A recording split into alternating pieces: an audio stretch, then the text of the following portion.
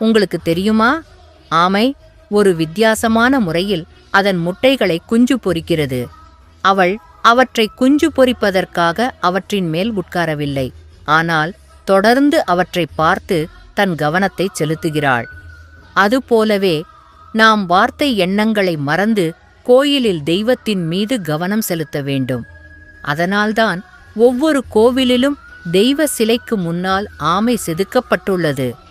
மேலும் ஸ்ரீ கிருஷ்ணர் பகவத்கீதையில் கூறினார், ஆமை தனது அனைத்து புலன்களிலிருந்தும் தன் உறுப்புகளை விலக்கும்போது அதன் ஞானம் தெய்வீக ஞானத்தில் நிலைநிறுத்தப்படுகிறது.